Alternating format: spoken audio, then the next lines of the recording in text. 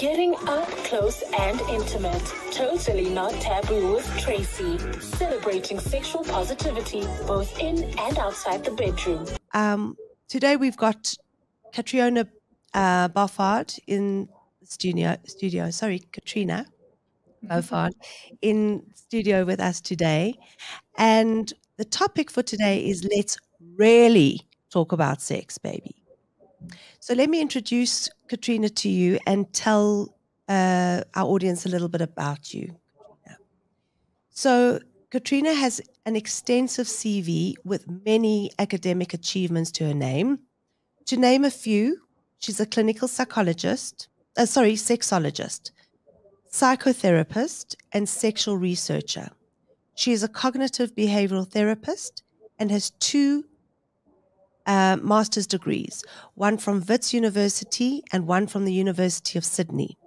She has a postgraduate diploma in cognitive behavioral therapy from Royal Holloway University of London. She's been a member of MSH team, that's my sexual health team, for 10 years and is currently doing her doctorate in psychotherapy. She has published numerous articles and book chapters, including the ESSM Handbook of Clinical Sexology.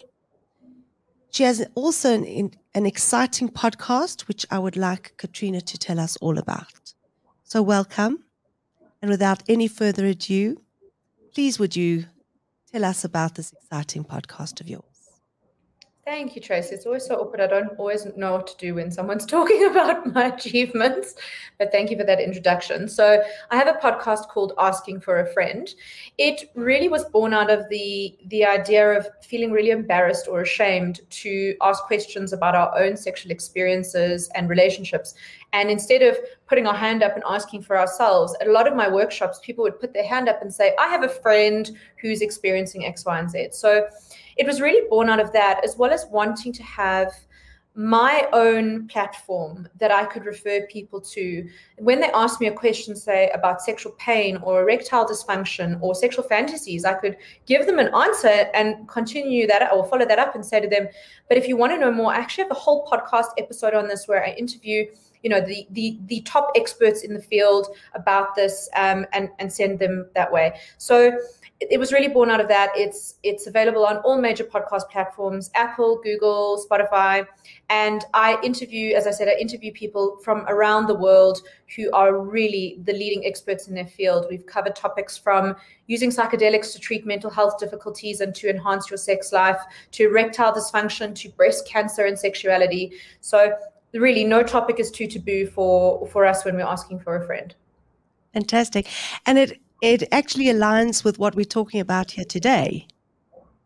You know, when we look at your podcast is really asking for a friend, a lot about what we're talking about here. So for this talk in particular, let's really talk about sex. It's about you and I, we hanging out with a group of our friends, let's say from in a book club.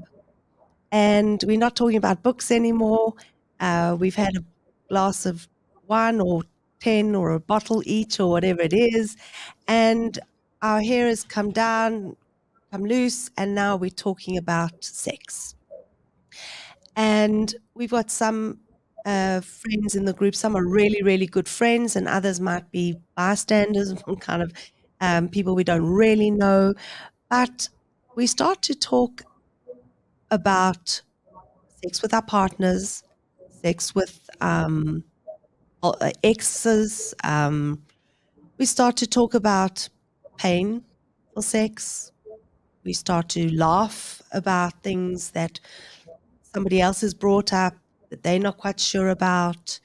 And so what I want to know from you, first of all, is how easy is it for us to talk about sex as women with each other? Because I've been in many situations where it is very funny and easy. And then there are other situations where I'm the only one who's talking happily about it and everybody else is like wanting the floor to open up and swallow them up. Yeah. So what's your experience been? So You were naming quite a few topics there that women may discuss, you know, at the later part of a book club when we've all loosened up and we're feeling a little bit comfortable and disinhibited from the wine. But actually, to be honest with you, women are not speaking about things that are going wrong very much. There's a lot of shame associated to it. So you mentioned sexual pain there.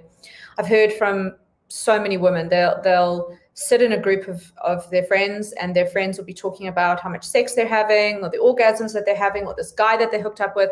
And this woman is sitting there thinking, I can't even have sex.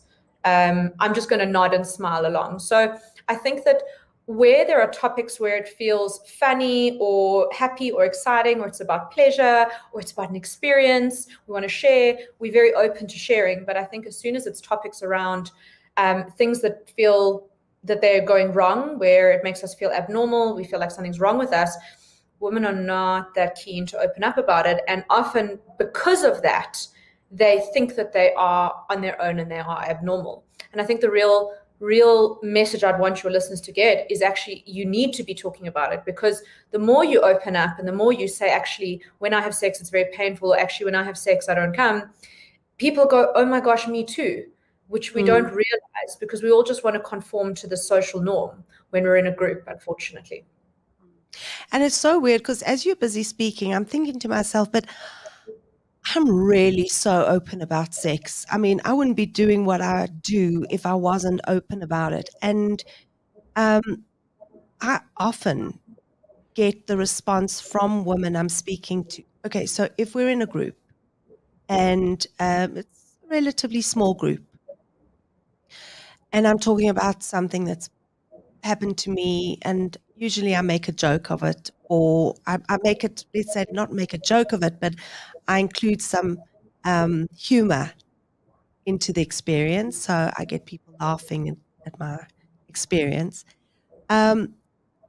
People will then open up to me. There's no doubt about it. They'll definitely respond, oh, that's happened to me, or I love the way you speak so openly about it. I wish I could, and so on.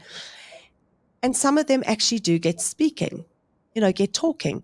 But then you always, as you say, find the one person in the room who's quiet, who's lifting eyebrows, who's rolling eyes, who's maybe disapproving of the conversation. So absolutely, you've got to read the room to find out who's feeling a bit awkward about it. And then, obviously, well, not obviously, we can't make assumptions, but you can maybe feel that something's going on for that person who's quiet.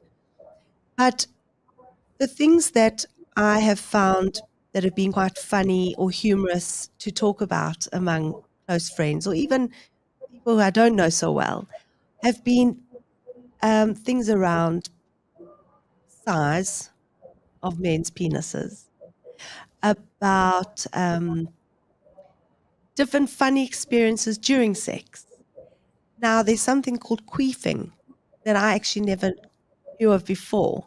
And it's like when the vagina makes a noise like a fart. Mm-hmm. Tell me, do you know how that happens? So a queef happens when air gets trapped in the vagina. And so it is most likely to happen in positions where there's deep penetration, such as doggy style, when if it's a man and a woman, he's behind her and there's penetration from behind her. It's most likely to happen in those positions, or perhaps when she's on top of him.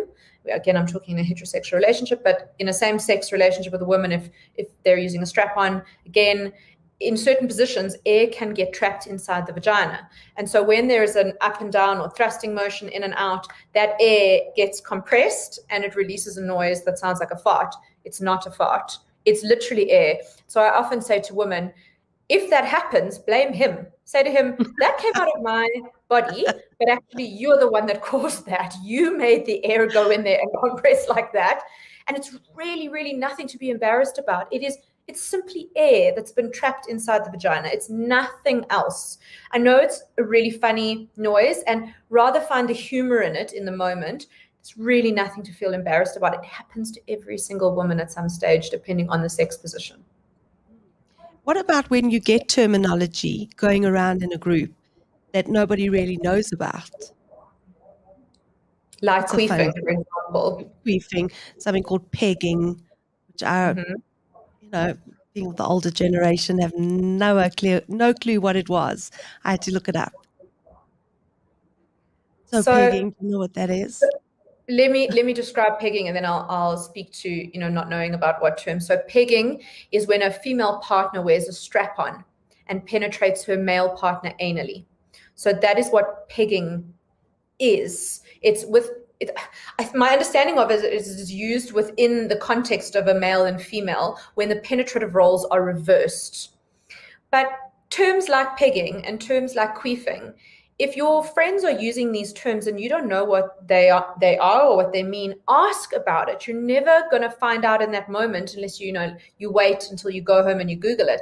But ask in that moment and say, oh, wow, I've never heard of that before. Like, tell me more about it. The more curiosity you bring to a conversation about sex, the better it is for your own knowledge, understanding, and feelings towards yourself sexually.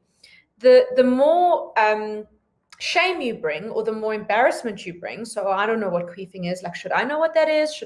Why do all my friends know what that is? The more ashamed you're going to feel. And shame is the biggest pleasure and passion killer you can bring into the bedroom. Because I mean, okay, I'm not going to repeat this anymore, but okay, once more maybe. Because of the generation that I was brought up in, or, these terms weren't around. And I know that feeling a bit like an idiot in a group of girls talking about all these things can make me feel, and maybe other people feel, like they don't want to participate in these conversations. It makes them feel that they would rather actually just sit back and not admit that they don't know these things. And, we want to get conversations going that are real about sex. We absolutely do. And it's so interesting that you've said that, because I actually don't think it's an age thing at all. You said it earlier, we're sexual health professionals. We take for granted how comfortable we are with sex. The word penetration and masturbation for me is completely meaningless. It does nothing in my brain and my body. I have no emotional reaction to it. But I can say those words at a table with girlfriends, and I can see, like, the word masturbation particularly, I can see this this discomfort with it. So while you're saying you're from the older generation, I don't actually think it's about that at all. I don't think it's an age thing whatsoever. I think it's a continuing discomfort that we have around sex. And for any woman who experiences that emotional discomfort or disgust response around sex, there is a lot to be said about addressing that. Rather, instead of feeling that discomfort and disgust for the rest of your life, the more that we learn, the more that we understand, the more comfortable we get with terminology, with language, with concepts, the less and less we feel that discomfort. So that's why I was speaking about the curiosity. So it is hugely uncomfortable when somebody's talking about something that makes you feel really like, gross, icky, I don't like speaking about that. But actually, if you try and lean into that, if you try and be curious about that, try and learn a little bit more about it, go home, Google it, see what comes up for you. The more that you open yourself up to learning about it, the lower that discomfort goes. But as human beings, we naturally want to avoid what makes us uncomfortable. If you have a needle phobia, you're going to avoid injections. It's just as simple as that. So it's the same with sex. If there are topics around sex that make you uncomfortable, other than what feels, and I hate this word, but what feels vanilla, you're going to try and avoid those topics of conversation. But that's the reason why the discomfort continues to happen. So what kind of woman would you say becomes more open with their sexuality with a group of women? I would say that it's the type of woman who is willing to be receptive and curious when it comes to the topic of sex. So it's not about the doing. You don't have to go and buy a sex swing that's attached to your ceiling for positions to learn more about sex. You really just need to expand your knowledge. The brain is our most important sex organ. And so the way that we think about sex and what we know about sex impacts how we experience sex when we're on our own, when we're with another person, when we're in a group of girls talking about it. And the more that you learn, the more that you know, the less reactive you become around a topic. So as human beings, as I said, we don't like discomfort, but we also don't like uncertainty. We don't like not knowing. It makes us feel uncomfortable. So I really would suggest that being willing to learn, being curious, rather approach it to understand the facts and recognize where your fear is coming from. Because in a group of women, you're always going to get women within the same friendship group, within the same age group, that are going to have hugely varying levels of comfort when it comes to a topic like sex. Some women will feel like they can embrace their sexuality and will embrace the topic of sex. And then in the opposite end of the spectrum, you're going to get women who feel incredibly reserved, incredibly uncomfortable, and don't really know where they fit in. There's always going to be that. But for the women on that other end of the spectrum, where there's that reservation, where there's that discomfort, I want to encourage them and invite them just to start learning more, just to start listening more. Even listening to a podcast like this helps to decrease the discomfort that you have around sex. Yes. And we talk about body image as well in these groups. We talk about how sensitive we are to extra flab after children, extra stretch marks and muffin tops, and the effects of having children on our sex lives. And this is a biggie. It really is. How open are women with each other to admit that they can't have sex or are unwilling to be vulnerable with their partners because they are feeling so uncomfortable in their bodies? Well, let me tell you about a fact so that it explains how much body image gets in the way. So you may know, and your listeners may have heard, that apparently women are in their prime later in life to men. So men are considered to be in their prime in their 20s, 30s. Women are considered to be in their prime in their 40s, 50s. Now, what research shows us is that has nothing to do with what you're doing sexually for women, and has everything to do with how you feel about your body. And as a woman gets older, she actually gets more comfortable with her body. And when she's in her 40s and 50s, kids are no longer on the cards. She's probably got some grown-up children if she's had children. You know, she's at a stage in her life where she usually stops caring as much as she did definitely when she was in her 20s, probably when she was in her 30s. So she stops caring as much. Now, if that doesn't indicate to us just how much negative body image gets in the way of being able to let go and experience pleasure, I don't know what does. But the reality is, unfortunately, with societal narratives, with what's on social media, with what other women are saying, body image issues are almost inherent in women and in the conversations that women are having. And feeling uncomfortable about your body, feeling ashamed about your body, worrying about what you look like is the number one thing that's going to get in the way. Why? Because it's all happening up here, and this is the most important sex organ. Now, I'm going to say this, and I know that women have heard this before, and they still might not believe it, even though I'm saying it. Your partner does not care. They do not care what you look like. If they want to have sex with you, they are so thrilled that they get to have sex with you. They are not looking at tummy rolls or cellulite or stretch marks. They are so excited to be there with you. They just want to have sex. They want to be in the moment. They want to have pleasure with you and experience utter satisfaction. And you're killing your own satisfaction and pleasure by being worried about that cellulite, stretch marks, and tummy rolls. So I know that it's so much easier for me to say it than it is for women to believe it, but I can't stress it enough how much as women we are actually sabotaging our own sexual pleasure and our own satisfaction. So much. So get you 100%.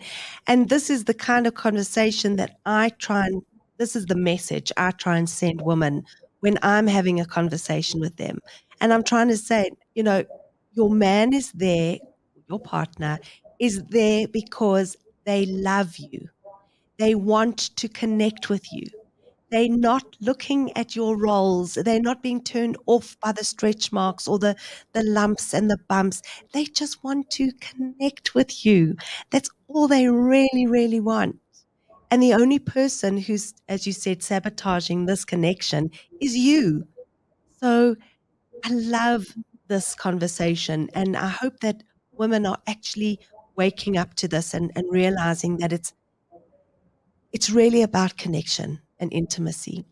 So, Catriona, we're going to just take a really, really quick ad break since we're talking about bodies and body image. Here goes with our ad. We all know that summer bodies are built in winter, but that can be easier said than done. So why not join fitness expert Mo on the Health Fix with Mo for an inspirational weekly fitness podcast show for fitness novices. Mo chats to the best in local health and fitness experts in an effort to get information to help you achieve your aesthetic, fitness, and health goals. Subscribe on YouTube, listen on any good podcast platform, or find it on www.yourmedia.co.za, Your Media, #where you are. So, back to our conversation, Catriona. So, talking about body image and the like, I love a conversation where we can, in a nice way, chat about best lovers, worst lovers, what we like, what positions we don't like, and what hurts and what doesn't hurt. And I wonder if women have the same experiences. You know, I know that for certain women, and that's the reason I know this because we've had these conversations, is that doggy style is very, very sore. And why is it so sore is because every time there's penetration from behind and it hits the cervix, it's bloody sore. And I always laugh because in these porn videos and such, we have a woman who's on all fours with, looking over her shoulder, and she's going, ah, ah, ah. And why? Because she's in pain. She's not enjoying it. She's actually in pain. And I wonder if women would be brave enough to actually talk about these kinds of things. That this position sucks, or they love cowboy, or they love, I don't know.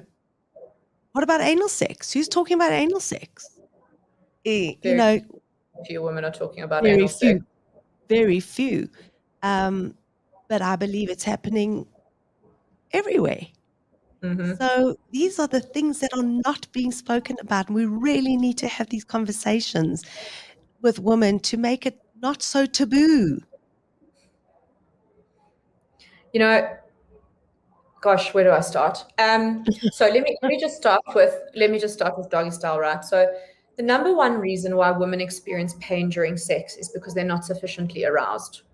And why? It's because foreplay is skipped over completely, or it's rushed through. Women need time for the mind-body connection to take place. If the mind hasn't caught up to the body, or the body particularly hasn't caught up to the mind, so she's telling herself, I want this, I'm so excited to have sex, but her body isn't getting aroused. This is called arousal non-concordance.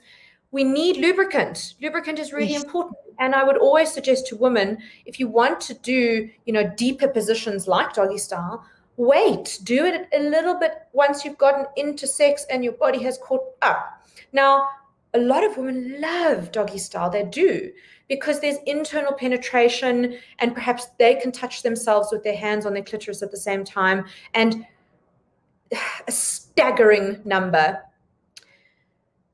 78% of women say that the reason they don't have an orgasm during sexual intercourse is because there is not enough clitoral stimulation. And only 43% of women will orgasm during sex if there is clitoral stimulation. That means that over half of women are not going to have an orgasm during sexual intercourse, and because there's just not enough clitoral stimulation taking place. But it's funny, coming to the topic of anal sex, I presented a workshop, a women's workshop on pleasure this week, and this was one of the questions that was asked. Why aren't women, this was a group of 30 women, why aren't women talking about anal sex? And I said, it's the exact same reason that people aren't talking about having open relationships that much with their friends. There's shame. There's we're going outside of the norm. But anal sex can be just as pleasurable as vaginal penetration, as clitoral stimulation. I know somebody I worked with a very, very long time ago who only orgasms, a woman who only orgasms from anal sex. For her, that's her pleasure center. So anal sex has got this big taboo. I think it's got a lot of stigma around it because of where it is that you're having sex and what that part of our body is associated with. And it does take a lot of effort because it does require us to do some preparation in both the moment, but also in leading up to it. We need to be preparing and trying out our finger, first the tip of our finger, and then a little bit more of our finger. We need to use lubricant. We need to take things very slowly. We need to be communicating with our partner if it doesn't feel good or if it hurts. There's so much that goes into that act. And unfortunately, the reality of porn is that it's entertaining fiction. It's all acting. So women in porn are acting. Look, a lot of porn stars say they have fun while they're on set and, feels good, but they're faking those orgasms. They are, used to having anal sex, and they're used to having, deep penetration, and they get ready for it. They get themselves and their mind and their body in the game. They get aroused so that their body responds to that stimulation. But for so many women, if you jump straight into doggy style position 2 minutes after you started getting sexual with one another, it's going to probably feel a little bit uncomfortable and maybe even really sore because, as you said, the cervix is being kind of hit every single time that there's a thrust. Yeah, 100%. Do you think that men talk about sex when they get together? Yes, I do. But I don't think men, and, in line with the topic of this podcast, I don't think men really talk about sex. And, on my podcast, I interviewed two cousins who started a really interesting platform in the UK called Mojo. And they were in the car together on way to lunch with one of their parents. And one of them, he said he doesn't know what came over him. He suddenly blurted out, "Dude, I can't get it up." And there was this really awkward silence, like really awkward. But then, a couple of excruciating seconds later, his cousin responded, "Me too." And they were speaking about how that conversation happened without planning. Angus, the one who had said it initially, he had felt so ashamed of this experience that he'd been having for the last year. He hadn't told anybody about it. He'd stopped, it was affecting so many areas of his life. And these two cousins, these two boys, they were in their late 20s, right? There was so much taboo around this topic that they actually went and started a platform for men to speak more openly about it because they realized how men are not speaking about it. So I think men speak about sex, absolutely. They send each other porn pictures and porn videos on WhatsApp and memes, and it's all jovial and joking, but God forbid one of them can't get an erection or is coming too quickly or can't come during sex or doesn't feel like sex. Wow, have I seen an influx of young men in their 20s. Oh, gosh. Looks like we might have lost Catriona for a bit. Can you hear me, Tracy? Sorry, I seem to have lost you. I can hear you. The picture's frozen. Yeah. Okay. So, yes, put you back. So they don't know who to talk to. So what do? They go see their GPs, and if their GPs know about a psychosexual therapist or a sexual health specialist doctor, they'll be referred. But men are not having real conversations about sex. I think that women's conversations around sex are far more real and honest than men's conversations are. And I've tried to run men's workshops in the last 12 years. I've been running women's workshops for the last 12 years, and I've tried to run in-person men's workshops. Can't get men to come. Excuse the pun. I wish we could really do something about that because, as I know that everybody has the potential to talk about their needs and wants. You just need the right impetus. you need the right environment, the right person who's going to open up and start the conversation. And then I know that people want to have conversations. They do. They want to feel as though they're not alone in this world. And that's why group work works so well, is when we can find like-minded people that we can, bond with and just share stuff with. So it is a very, it's something that you and I have discussed, and hopefully we will get something like this off the ground where we can create a men's locker room situation. Boy, would I love to be in a men's locker room. But where we can get some kind of locker room situation going and get conversation moving around, the truth around men and sexuality and what they're battling with. And to encourage more women also to have these open and honest conversations about sex and what is happening for them in the bedroom or what is not happening for them in the bedroom. So I think that the best that we can do is continue to have these conversations and encourage it among our friends. And just going back to the lube, it's such an interesting thing because I sell my own lube. Well, it's actually, I get it from Amsterdam and then I sell it on my website and in my rooms. And you'll be surprised how many of some of my children's friends and so on love the lube. And they might not know who I am exactly, but they'll be talking in a party. Have you tried Tracy's lube? And it's so funny how it then comes back to me and I don't even know these people. And so it's just, once you allow the taboo to fall away from the subject, and you allow everybody to start talking about it, then even something like lube, which was usually so taboo, becomes an everyday topic. So it's a great thing to be able to have these conversations with your children as well, and to just be open about it yourself. Catriona, is there anything else? Sorry? I wanted to say one of my dear colleagues in the UK, she has a great line that speaks volumes about the two concepts in the statement. But communication is lubrication.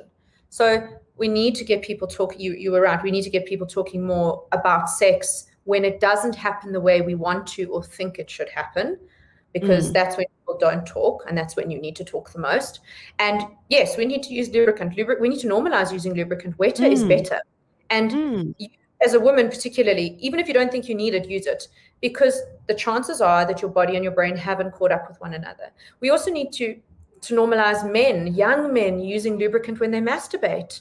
It actually, if young men are using lubricant when they masturbate, whether it's with a man, whether when they are having partnered sex, it's with a man or a woman, it actually means that they're better able to have the sort of sex that they want to have because they're already used to particular sensations.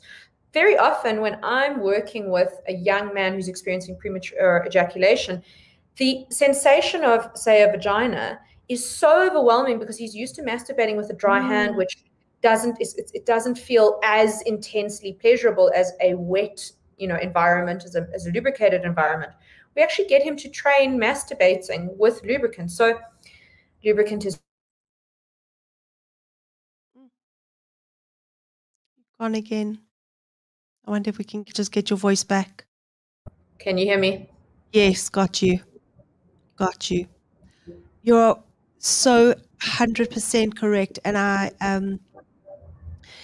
hand jobs, a must with lubrication. I've spoken to so many of my female clients who have been trying to give hand jobs to their partners without lube. And it's just, when I tell them about lube and I show them even an organic coconut oil to be used instead of, a shelf, off-the-shelf item, they cannot believe that they've been using nothing to give hand jobs even. And the theory behind premature ejaculation, absolutely, it's because they're coming from, excuse the pun, from the dry environment, and now they go into a wet environment. Of course, they're gonna want to ejaculate so quickly because it's completely different. So you've got to train the brain and the body so differently. So that completely makes sense. And also, yeah, women who think that they're so naturally lubricated, they say, no, lube isn't for me, I don't need it. Or a very egocentric partner, my partner doesn't need lube. She's already, I turn her on enough, she's wet enough. But when you introduce them to a really great quality lube, the whole sex life looks completely different. So I know that you've got a bit of a time limit there. How are we doing with your time? We've got 8 minutes. Okay. We use 8 minutes. We can. So is there anything else? I mean, there's so much here on my list of things that called locker room talk for women that we could go through, but I want to know about this pineapple story and maintaining vagina smells. Do you think that's something that women talk about? I think women may discuss, if they hear it, it's one of those, oh, this is interesting, this is funny, this is unusual. It's not one of those, this feels shameful, embarrassing. I think women often discuss it in context of men and the taste of semen, actually, because yes, it has been proven that pineapple can improve the taste of semen, and things like cigarettes, alcohol, and red meat can take the taste of semen to a very unpleasant level. But we don't often speak about that in relation to women. And I think, unfortunately, there's a lot of shame and fear and wariness associated to how do I taste as a woman? How do I smell? And unless there is a fishy smell or a very yeasty smell, every woman has a particular scent. And actually some parts are extremely attracted to that. It's pheromones. It acts on neurologically in the brain. So pineapple can be part of a balanced nutritious diet and lifestyle. I always joke with my clients, an apple a day keeps the doctor away, but an apple a day also keeps your sex life going well, because it's part of a balanced, nutritious diet. Eat your fruit and vegetables. Eat more fruit and vegetables than you eat anything like processed food, red meat, alcohol, and so on. For men and women, it's going to alter the way that you taste in your genital area or your body fluids. So I think women are talking more about pineapple in relation to men's semen than they are in relation to themselves. But it just makes up part of a healthy, balanced diet. And your body, like a man's semen, will indicate if he's been unwell. If he's been on antibiotics, he might taste different. So you can actually tell a lot by the taste of somebody, like how healthy they are at the time. The double taste test. And then just to kind of end off, the look of the vagina, the look of the vulva, the look of the penis. Do you think that that's a widely spoken about topic among men and women? I don't think it's spoken about. I think it's felt. I think it's thought. I think it's a massive issue. When men are in the gym bathrooms, they are sizing themselves up quite literally. And there's such a fixation on size, and size matters. And for women, there's such shame around vulvas and what does my vulva look like and what does it smell like?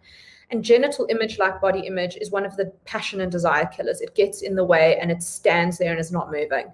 And so if you feel freaked out by or ashamed by that part of your body, you think it should look different, you feel it would be better if, then it's only going to get in the way of your sexual experience. And again, you can go and look at incredible art installations like the Great Wall of Vagina, even though it should have been the Great Wall of Vulva, it didn't have the same ring. And there's a photographer in the UK, I think her name is Laura Dodson. She took photographs of women's vulvas. And then there's a photographer, she took photographs of men's genitals. And then, go and have a look at other people's genitals. It's online. You can go and have a look at it. Look at the variation. Look at how different people look. No two body parts are the same. Think about our eyes. No two people's eyes are the same. Our genitals also distinguish us. And there's nothing wrong with the way that your genitals look or smell, unless it's an unusual smell or taste that should not be. Then it's indicating something else. True. Catriona, I think we've covered so many aspects, but yet not really enough. I think that we can probably talk for a much longer time.